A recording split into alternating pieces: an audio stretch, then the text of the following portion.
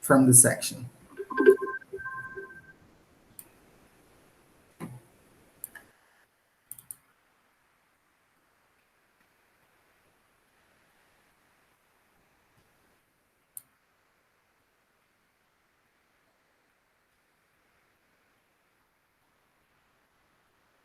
Well, I'm sorry. You mean I'm supposed to present? Yeah, you are the first presenter. You are. Are you the first presenter? Are you the first presenter? I'm supposed to present in an hour, but I might do it now. Okay, no.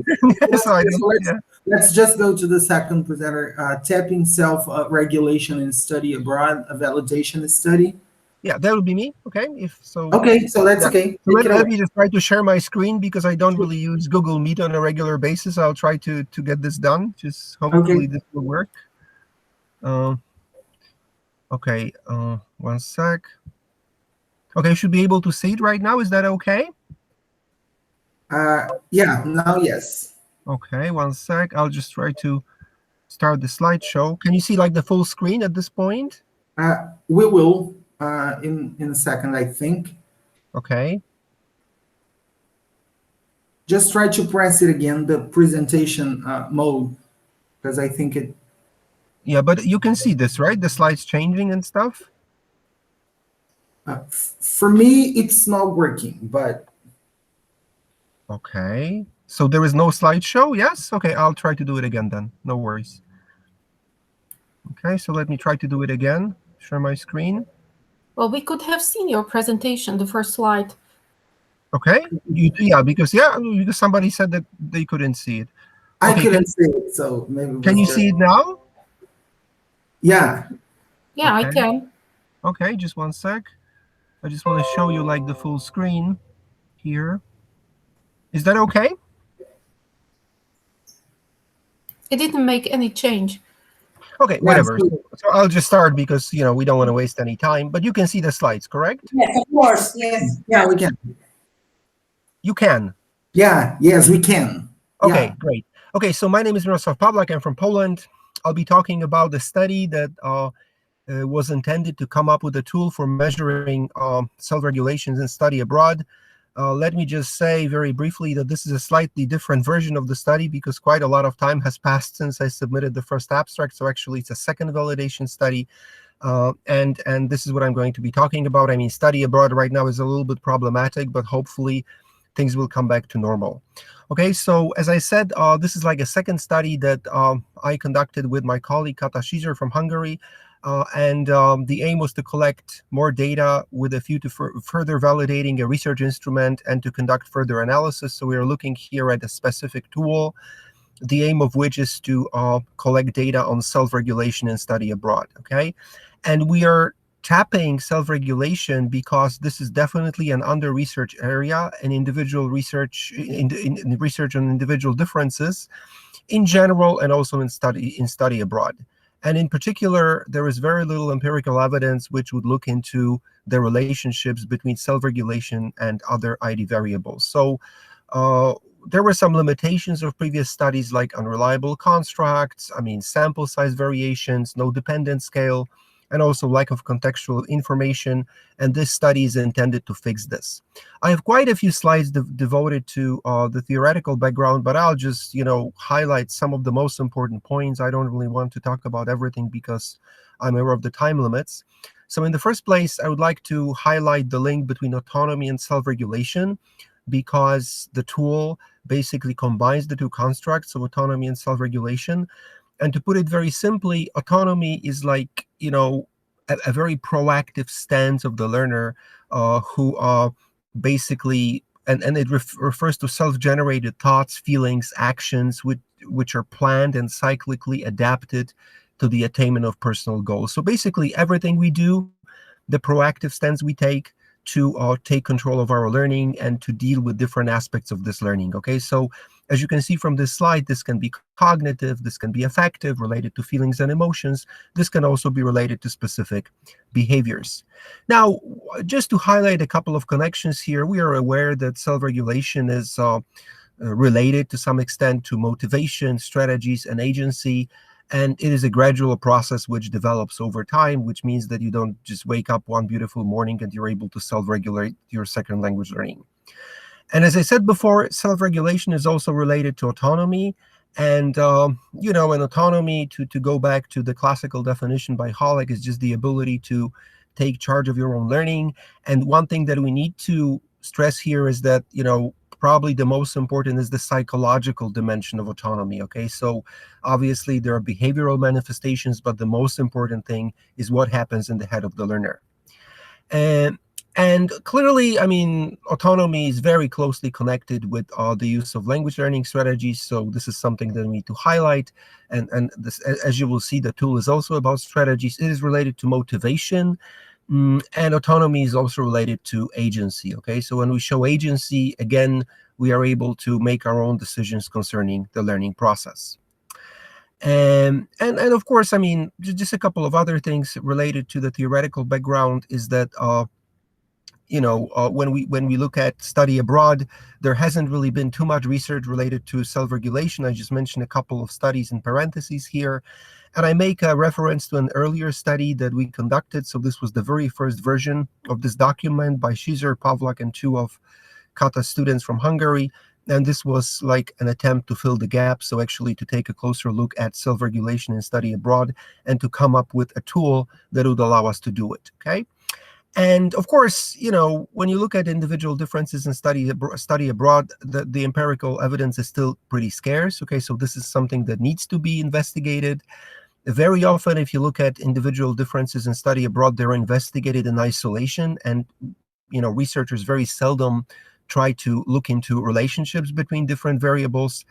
And also, this research suffers from a number of weaknesses which are typical of the field of second language acquisition in general. I don't want to go into this, but for example, reliance on questionnaires or, you know, cross-sectional studies and something like this. And one of the most frequently investigated individual differences is definitely motivation. I make a reference to a couple of studies here. I don't really have the time to go into them in detail. And you can see some more here. Sorry, Yes? I don't mean to interrupt you, but we can only see your first slide. Really? Okay. That's interesting. Okay, so I'll try again. I'm really sorry about this. Just let me try again.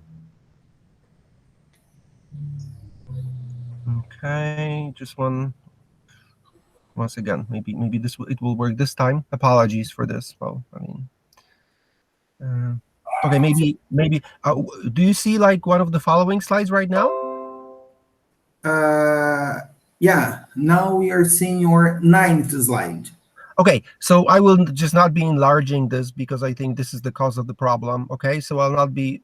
Can I stick to this size? Is that okay? Yeah. I can just blow it up a little bit. I'm sorry about this. Okay, so yeah, so basically there has been some research into motivation in study abroad, and there has been some research into self-efficacy. But again, I don't really have the time to talk about these in detail, so I just want to make you aware of this.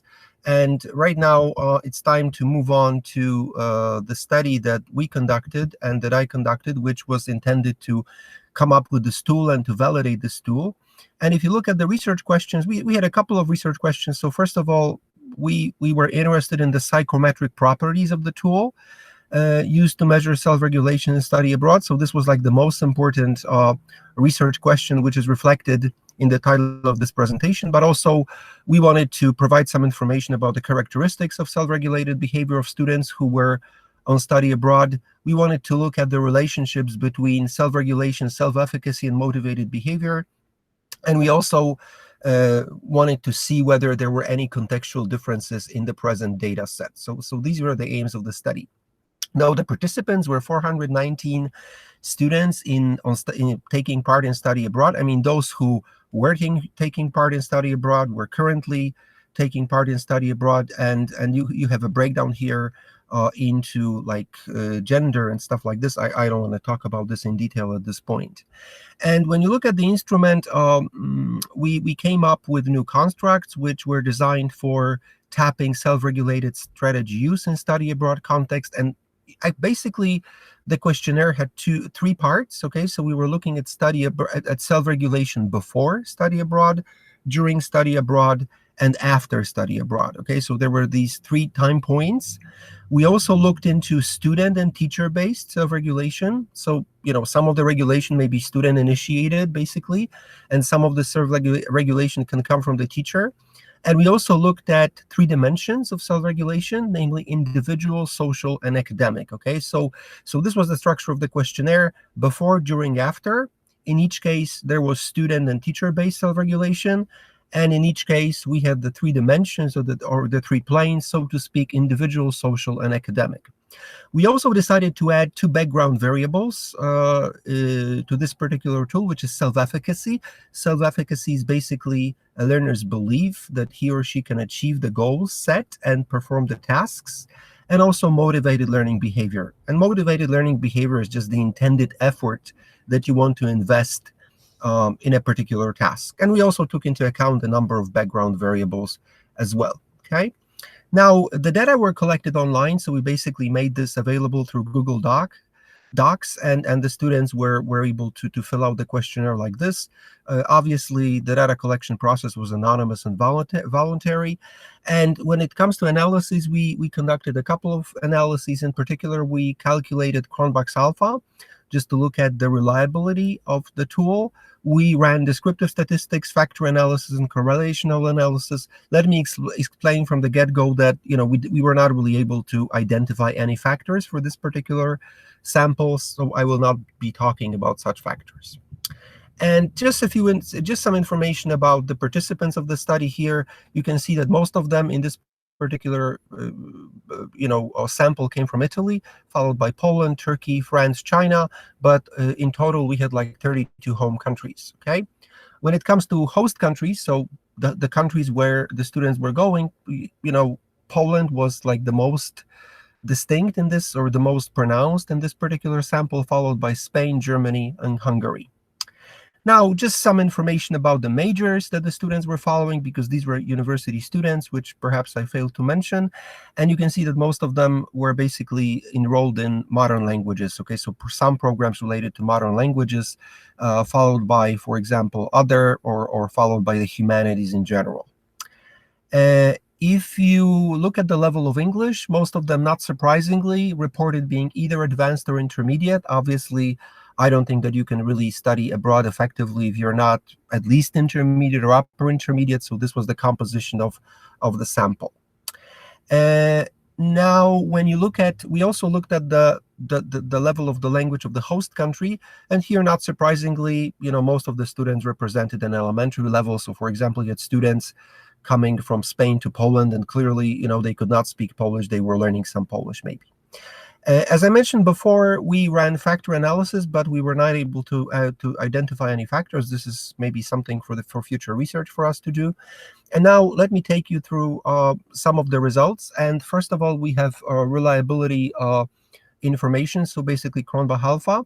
And we, in this table, we have like Cronbach alpha, as you can see, first of all, for the pilot study, and we have Cronbach alpha for the main study. So this is the study I'm talking about, and also in the last column, you can see the results of the PCA, so principal component analysis, so how many dimensions we had.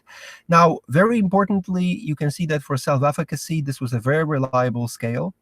Now, if you look at the scales for self-regulation, they were also reliable, but problems become visible when you look at specific dimensions of self-regulation. So, for example, for before study abroad, the Cronbach alpha for learner-based and teacher-based was okay, but if you look at specific scales, things become more complicated. Now, here you have motivated language behavior, which is LMB, which was also quite reliable.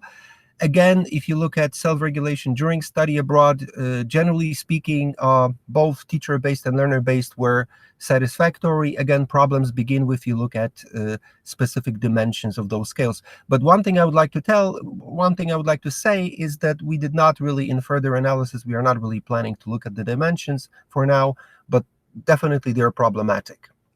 And finally, after study abroad, you can see that, again, the scales are pretty reliable when you look at teacher-based and learner-based. If you look at specific dimensions, we have some problems. Now, moving on to descriptive statistics, so moving on to the level of self-regulation and also the level of other variables being investigated.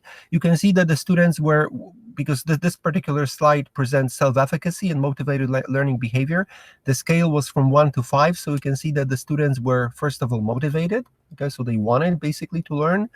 And second of all, they were quite confident in their abilities. Okay, so they were self-confident in their abilities because in both cases we have like the mean which exceeds the value of 4. Now, looking at self-regulation, of course, I'm not in a position to discuss all the results, and this is not really possible in this talk. So I just highlighted the areas where the level of self-regulation was the lowest, okay? And here we are looking at before study abroad. So we are looking at the situation before the students actually, went abroad to study in a foreign university. And you can see that the lowest level of self-regulated behavior was observed for teacher-initiated self-regulation on the individual and social level, okay, because these were below 3. Now, if we look at self-regulation during study abroad, again, the lowest mean was for teacher-based social self-regulation, okay, and this is again indicated in the table. And if you look at after study abroad, yet again, you can see that the lowest means were for teacher-initiated self-regulation, okay? So this is again highlighted in the table. Okay, moving on to some conclusions. First of all, we can see some reliability problems with some of the scales, okay? And you could see this, and this is something that definitely needs to be worked upon. Students are motivated to learn when they are abroad, and they're also confident in their ability to attain their goals, which I think is quite positive and quite comforting. And quite importantly, the level of self-regulation during and after study abroad was higher than before the sojourn. Okay, so we could argue, and there is also some research to this effect, that perhaps maybe the stay abroad allows students to increase their self-regulation, something that they can benefit from even when they return to their home countries and they continue in their programs. And we also looked at correlations between specific concepts. I'm not really going to present all of them here, but we ran correlations between self-efficacy and motivated learning behavior and different aspects of self-regulation.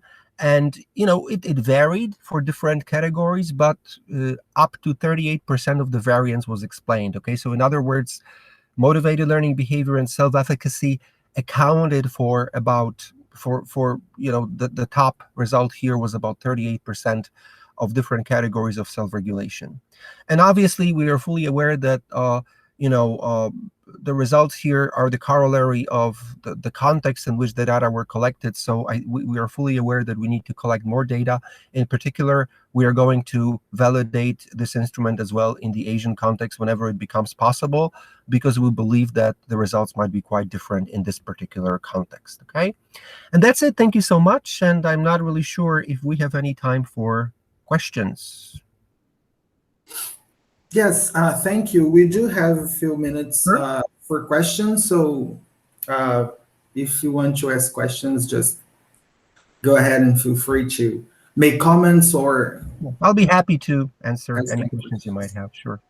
So I'm just going to start it off by asking a question, because as a second language researcher, we all struggle a lot. I mean, at least I do, when it comes to level of English, when we are going to see what level students have in terms of English. So my question is, if in the questionnaire that you applied, if it was a self-declared level of English, if the students let me answer this. Yes, it was self-declared. Okay, so of course, since we had students from very many different contexts, it was not really possible to have like an independent test. So they just self-reported, and we used labels like, beginner, pre-intermediate, intermediate, upper intermediate, advanced. So obviously, I'm fully aware that this is a weakness, but I don't think that we could have done it in any other way, because of course, even the grading systems are different in the different countries.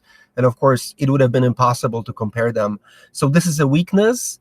But I think that it's fair to say, given the number of participants, that they must have represented like the advanced or intermediate level of proficiency if they were studying abroad and following different programs. So I'm not sure if this answers your question, but yeah. Yeah, it does. It does. It's always a problem, you know, with It gauging is. proficiency, I think. So in any study, I guess. So yeah. Yeah. Thank you. So if anybody else has any questions, just feel free to ask them. Yeah, sure. No more questions. So thank you very much for your presentation. Thank you so much. It was a pleasure to being with you virtually, unfortunately, but hopefully we'll get a chance to meet in the future. Thank you so much. Yes, hopefully. Thank you so very much. Thank you. It was a great presentation. So we are going to our next presentation, which is emotionally competent stimuli for learning foreign language vocabulary. Is the presenter here? Well, I guess it's mine presentation, Kralova. Okay. So, but it's not according to time. Does it matter? It should have been at 3:30. 3:30, which should be. Oh, that's okay. That's okay. Because it's not my time yet. Yeah. We are just in a different time zone, and then I had to, think about I mean Portuguese time, not Brazilian. I'm sorry. Yeah, so it's 10 here now. It's I'm in different time zone myself, so I'm totally confused. So that's okay. Go ahead and you can start your presentation. So you have 20 minutes, and then after your presentation, we can ask questions. All right. So I'll try to share.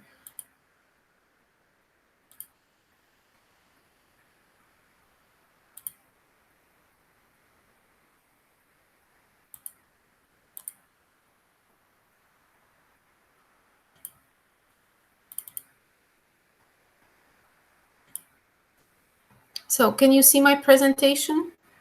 Yes. Okay. Oops.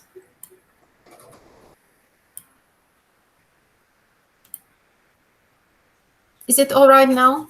It is. It is. Okay. Yes. Great.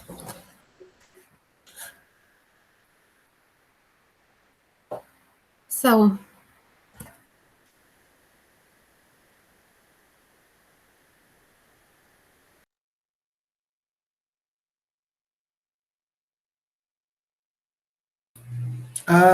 is she frozen? Is her connection having a problem? Probably. Perhaps. Yeah. Let's wait a little bit to see if it works. Yeah, perhaps she comes back. Yeah, probably. primary aim of foreign language vocabulary learning. Sorry. You were frozen, so I think your internet was unstable. So can you please start again? Okay. Just stop me if anything happens again. Okay, so just press the presentation mode again, because. Well, if I present it in this way, my presentation keeps running over and over, but I'll try.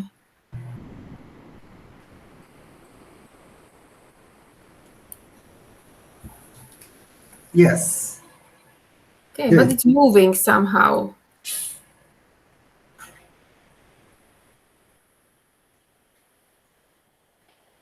Okay, so positive emotional stimuli persist longer in memory and are recalled with greater accuracy and readiness than neutral memories, which might be rather significant in foreign language learning.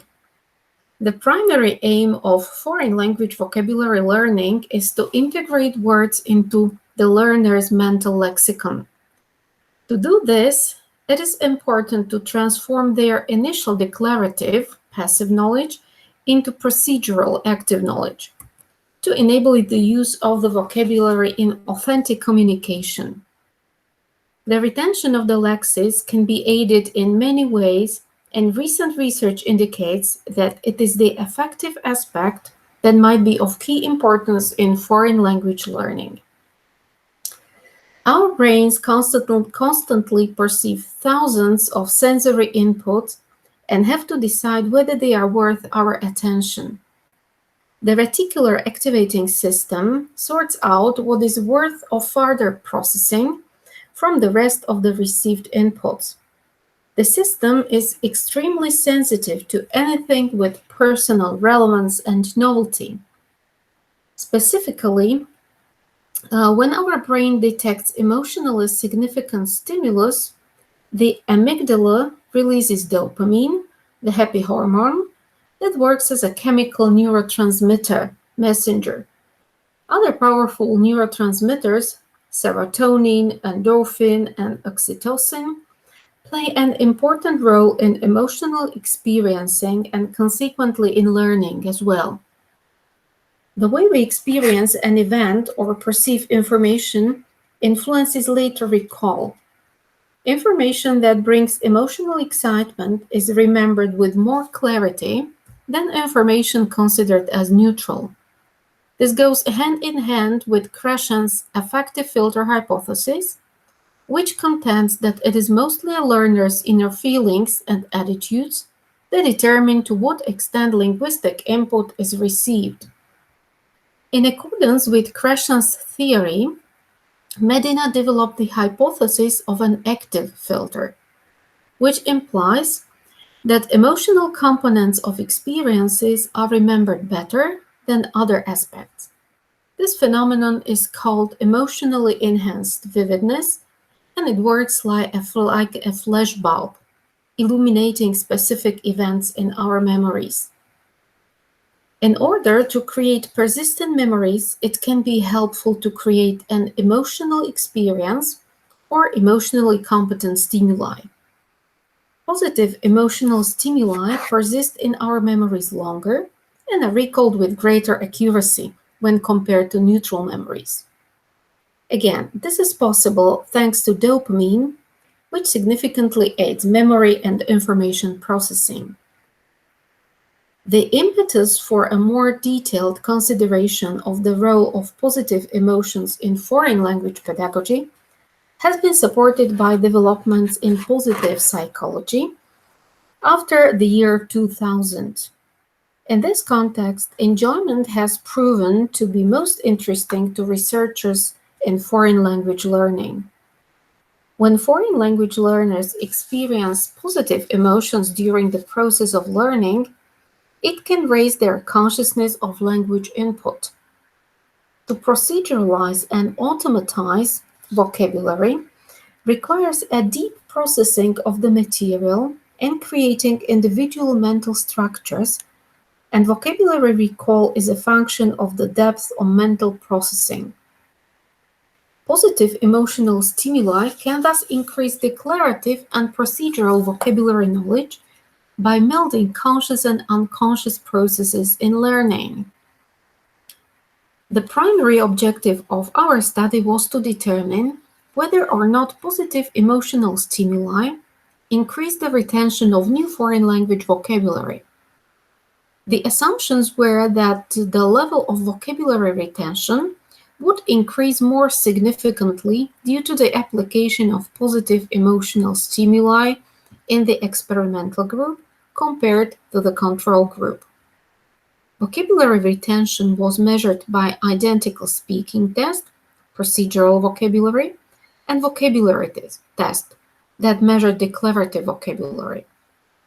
Before and after 8 weeks, when the positive emotional stimuli were applied in the experimental group once a week.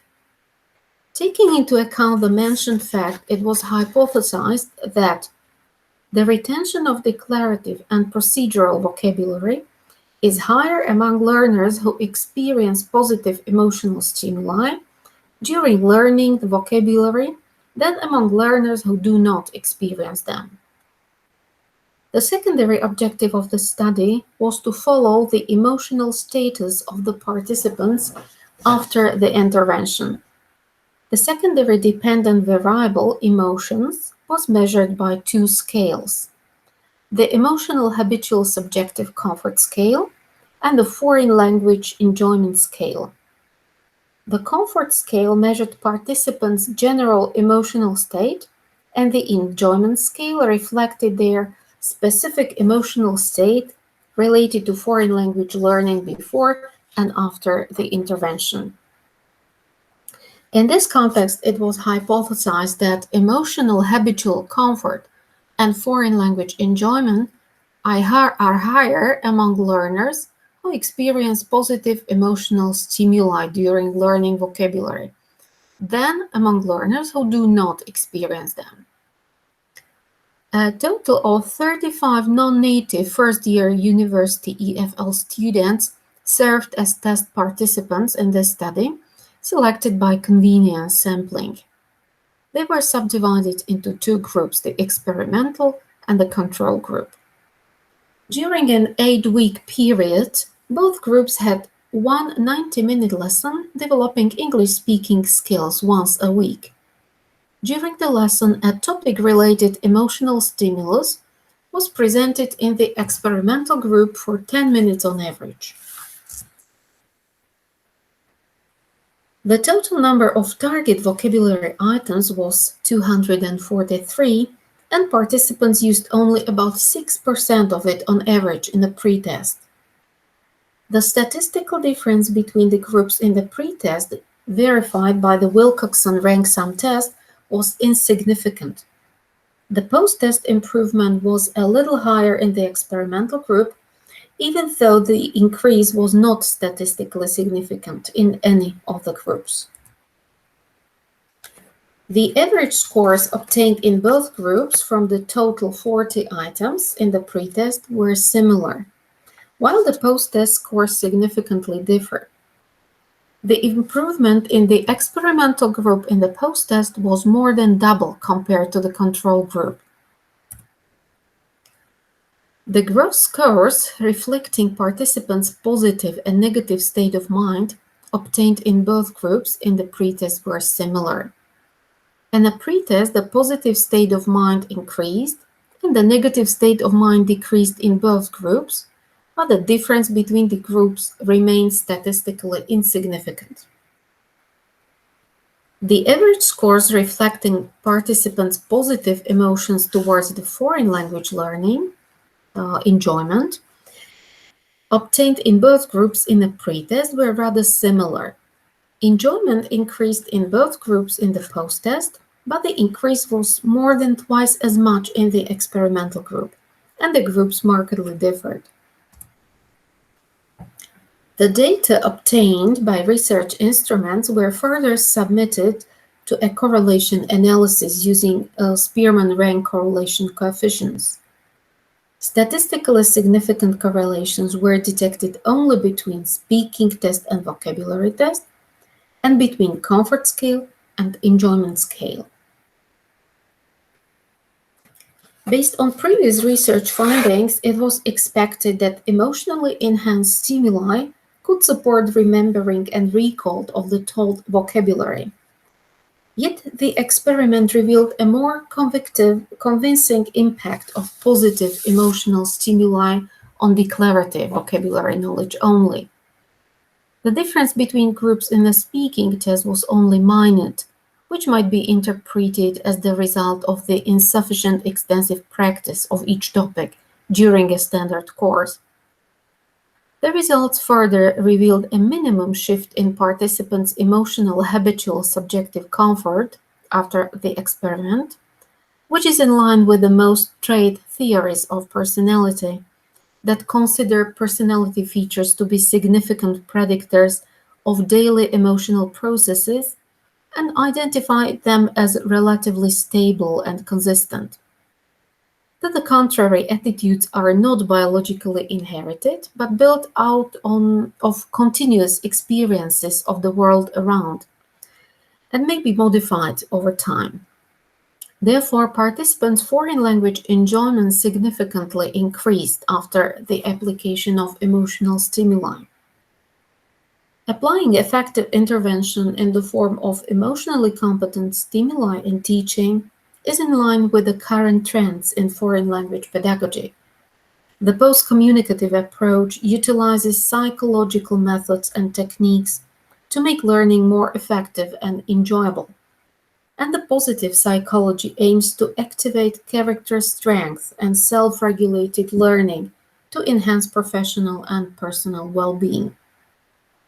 We believe that positive emotional stimuli are an easily applicable strategy in foreign language education, transferable across diverse cultural and language contexts, and making the learning of foreign languages more enjoyable and hopefully less frustrating.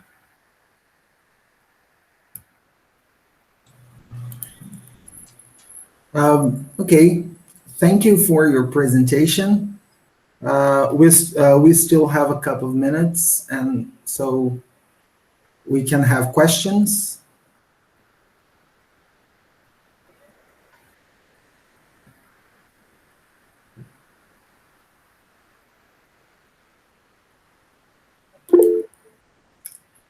Daniela has raised her hand, so Daniela, you can go ahead, open up your mic. Yeah. I was just curious because I arrived in the middle of the presentation and I didn't understand. I just wanted to clarify what would be an example of a positive emotional stimuli, like more concretely, because I think I missed the first part where you might have explained that. Okay, thank you very much for the question. It's by purpose I didn't include the concrete stimuli into the presentation, as it would be really time consuming, as they can be various. There are videos, music, games, arts, crafts, physical activities, whatever. And in the references is a forthcoming publication of me and my co-author, which will be available at ResearchGate very soon. And there will be published with videos, with pictures, all the stimuli. Oh, I see. Thank you. You're welcome. And just a follow-up question, and how did you control the variables in the sense that you were sure that what impacted positively or negatively was the emotions and not anything else? Well, the two groups underwent identical schedule, identical course. The only difference was in this intervention of stimuli. Well, and in the very end of the experiment, we performed feedback interview with the students to make clear what exactly they liked, they didn't like, they enjoyed, maybe didn't enjoy. So that was a qualitative instrument which somehow objectified or completed the quantitative method. Okay, so like a self-declared emotion satisfaction, basically.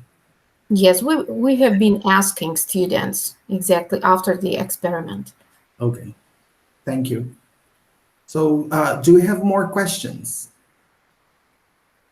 Okay, so thank you very much for your presentation. Thank you. And we are going to Sorry, move on. I would like to ask her if you can say something about your forthcoming book. Anticipate something. Well, what exactly do you mean? If you write me an email address, I can send you the book with pleasure. Okay. Thank you. Or anybody else, just give me an email address. The book, the research has been supported by the Ministry of Education of Slovakia. So I'm supposed not to sell the book, and I can send them as a gift with pleasure. Okay, thank you very much. So now we are going to move on to our fourth presentation, which is about novice teacher learners' beliefs about foreign language learning. So Adriana and Go Lucy, ahead. yeah, the floor is yours.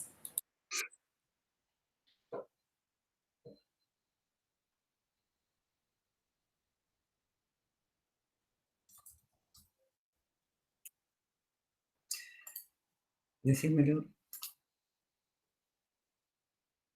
Se está presentando. Okay, so here we go. Good morning, good afternoon, good evening. I'm Beatriz ZIEGLER, and we are here today to share with you our research, Novice teacher learners' beliefs about foreign language learning. In a foreign language teacher education setting, the need to identify the beliefs about foreign language learning that novice teacher learners have at the beginning of their education process is crucial. Why? It's crucial for devising teacher interventions, yes, that foster the development of conceptual representations which enhance not only foreign language learning, but also foreign language teacher education.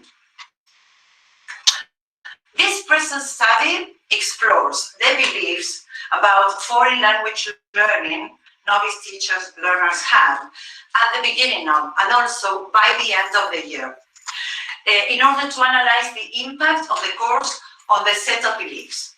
Also, novice teacher learners are asked to reflect on their reason for their shift or not in their beliefs, which goal is to raise awareness of the effect of their teaching learning process in their collection of beliefs.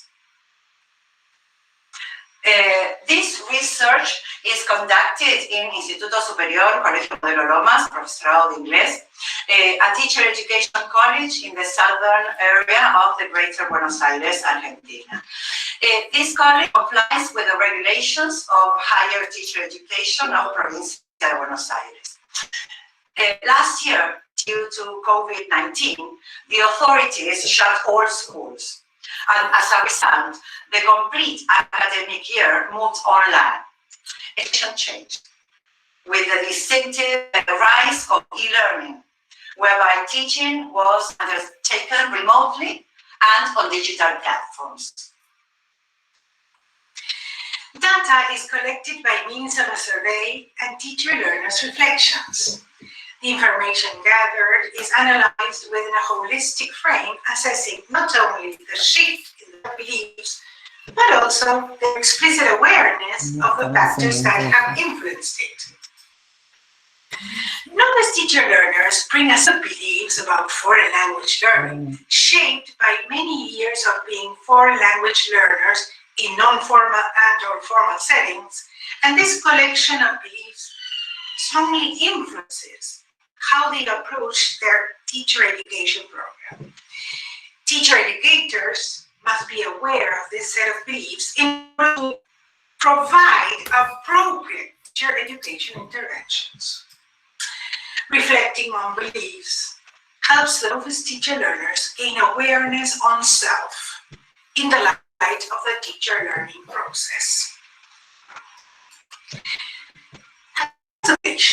The novice teacher learners academic year 2020 attending second year lessons virtually in the evening shift are all native speakers of Spanish ranging from 19 to 45 years of age and have different social and economic backgrounds. Their previous studies of the English language are from a wide array of formal and non-formal settings, and as because their previous experiences in teacher education, some have attended other education colleges. These are the variables, yes, that we considered when having this research done. Foreign language aptitude, improvement in foreign language learning, influence of supportiveness in foreign language learning, the importance of context in foreign language learning, foreign language aptitude, self-esteem, and linguistic confidence.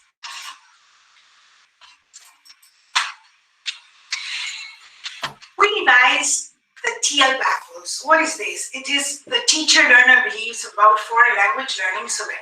It consists of a set of statements where the teacher-learner has to take on his or her level of agreement or disagreement on a 5-point item. In order to analyze this information, statements are grouped in two areas: teacher learners as learners of a foreign language and foreign language learning beliefs. As regards teacher learners' beliefs as learners of a foreign language, all teacher learners feel confident when communicating in English by the end of the academic year. As regards the concept, I feel confident when speaking in English, shift in their beliefs at the end of the academic year. When considering foreign language aptitude, there is very little shift in their beliefs. Only one teacher learner shifts to strongly agree from agree. Improvement on writing through meaningful practice is acknowledged by most of the teacher learners by the end of the year. And the majority of teacher learners feel confident when writing in English after a year. Now we have the second area in which we divided the beliefs, which is the foreign language learning beliefs. So, if we consider reading fosters writing, we can say that almost all teacher learners sustain their belief that reading fosters writing by the end of the academic year. There is a shift in their belief by the end of the academic year because less teacher learners affirm that learning a foreign language is mostly a matter of learning many grammar rules. The same number of teacher learners remaining neutral in this belief. If writing and speaking are considered, most teacher learners state that it is not easier to write than to speak. At first, if we consider this belief, at first, a great number of teacher learners sustain that it is necessary to speak with an excellent accent. By the end of the academic year, this number has increased. It is important to clarify that many teacher learners link this statement to their own speaking skills. A minority of teacher learners affirm that some people are born with a special ability to learn a foreign language. 34% disagrees with this statement and the rest remains neutral. A small shift toward the end of the academic year to disagree to the concept. The majority of teacher learners believe that the context is crucial for learning and sustain their belief by the end of the academic year. The majority of teacher learners agrees that it is important to try hard to communicate. Nobody is in disagreement by the end of the academic year. Teacher learners affirm that building self-esteem is basic for success. A teacher learner is neutral by the end of the academic year. Almost all teacher learners believe that everyone can learn to communicate in English. Though there is a shift between strongly agree and agree by the end of the academic year, no one is in disagreement. By the end of the academic year, all teacher learners affirm that learning a foreign language is easier in a supportive atmosphere. When asked to reflect upon the differences, yes, that the surveys after in April and November show, teacher learners state, yes, that there were negative and positive factors. Yes, the negative factors mentioned are the virtual lessons, connectivity problems, and loss of in-person interaction.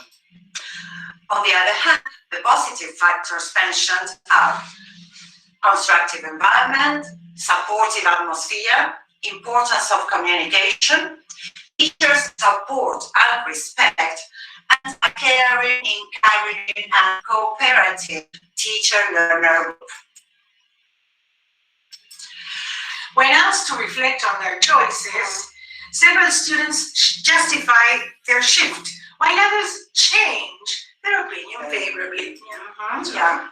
Most teacher learners sustain that their beliefs evolved due to their active participation and involvement in the proposed teaching and learning experiences during the academic year 2020. Your beliefs are constantly challenged by your experience.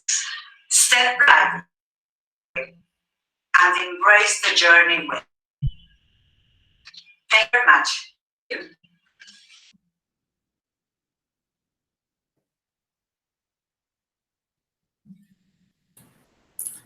Okay, thank you. So I don't know if it maybe it was my connection, but the video was it was not clear all the time. Like I couldn't understand. I couldn't understand it all. So we still have a couple of minutes. If you want to talk a little bit about the video, you can do that. Okay. Okay, well, the idea was that to wrap it up, that we surveyed the students at the beginning of the year, in April last year, November last year, and after November, in December, we asked them to reflect on both their surveys. And as we mentioned, they changed some of them changed their beliefs even a third time. But all of them expressed how positive it was to reflect on what they had thought in April and in November. And this awareness raising was fundamental for them being, let's say, novel students, because we mentioned that they were second-year students because it's the first time in our academic institutions that they have in ELT, let's call it, English Language Teaching and Learning as a subject, and in the teaching practice space or practicum that is associated to the ELT lessons. So that's why we carried out the survey, and it was, as you very well know, a very special year, 2020, online all year, all academic year. So it was really hard, challenging, of course. So they mentioned, most of them mentioned in their narratives when they had to reflect on their shift or not of beliefs, that they hadn't thought about this difference that they might have had in April and in November. And they were really, as some of you said, very positive, and they were thankful for having this moment or this time for reflection on their beliefs, ideas about foreign language learning. I don't know if you have any specific questions that you would like us to answer. Yeah, so I have just two quick questions. One is that, have you compared the beliefs of those new teachers to old teachers? Have you made any comparison? And have you observed if their beliefs impacted somehow in their teaching practice? We didn't compare to senior, yes, teacher learners. No, we only concentrate on these novice teacher learners, yes. And yes, we could see that there are thoughts and beliefs about learning a foreign language changed by the end of the year, and they could express it, and it is shown in their productions. Let me share with you, Freddy, that we also do this in third and when they're senior students in fourth. So maybe in a couple of years, we'll be back and telling you in 2024, everybody, I don't know where we're going to be, but we will talk about this specific course because we're doing the follow-up where we also teach fourth year. So in 2024, bring that question, okay? Isabel 2024, bring the question. Okay. So does anybody else have any questions?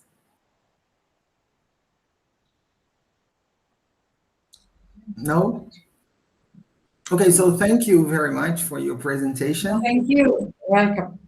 And we are going to move on to our last presentation, which is on acquisition of tense and aspect in Romani. So, Professor, you can just start your presentation. Thank you very much. Actually, I will be very short, and because of my problems with my slides. So I did a research with 180 Roma children from different countries on acquisition of tense and aspects. And these were children between 3 and 6 years old who were attending kindergartens. And the children were from countries like Bulgaria, Macedonia, Serbia, Croatia, Slovakia, and Czech Republic, and Sweden. And those children speak at home Romani and the Gypsy language, and at school, in kindergarten, they learn the official language of the country. So the tests which we developed was done together with Jill de Villiers from United States, from the Smith College, and we had novel verbs, verbs which do not exist in Romani, and we tried to ask the children to use these novel verbs in the 3 tenses, past, present, and future tense, and there were also verbs which were in Romani. There is an aspect. This is close to the aspects in Slavic languages, and again we were creating new verbs which do not exist in Romani to ask the children to transfer the old knowledge to the new knowledge. So these 2 grammatical categories were extremely difficult for the children, and we developed a test which was with 9 grammatical categories, but here I'm speaking only about these 2 tests, subtests, tense and aspect. And actually the tense aspect was performed successfully by 85% of the children, and the aspect test was performed something like close to 60% of the children between 3 to 6 years old. That shows that in some languages, the aspect, especially the aspect, is acquired much later than in other languages. For example, when we compare the aspect in Russian or the aspect in Bulgarian language or Serbian language, because these are languages which contains aspectuality. The verbs do have aspects. So the tenses are earlier and better acquired until 6 years old, but the aspect is much later acquired after 6 years. So this is the presentation, more or less.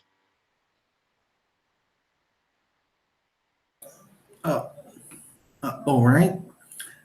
Thank you very much. And if anybody has any questions.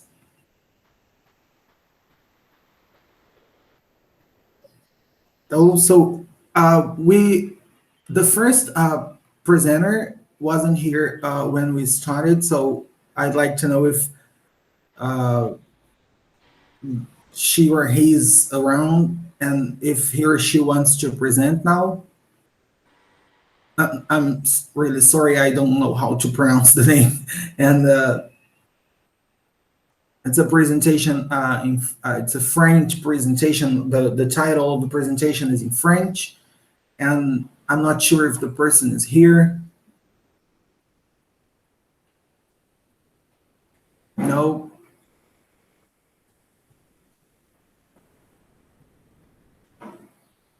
Okay.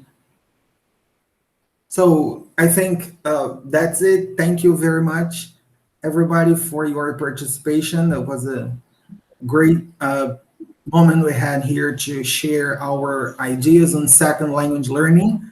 I think all of us benefited from it.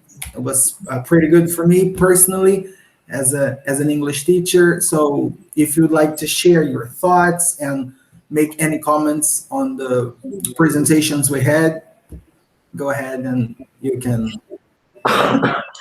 Now, thank you very much for monitoring and coordinating, yes, definitely, this session.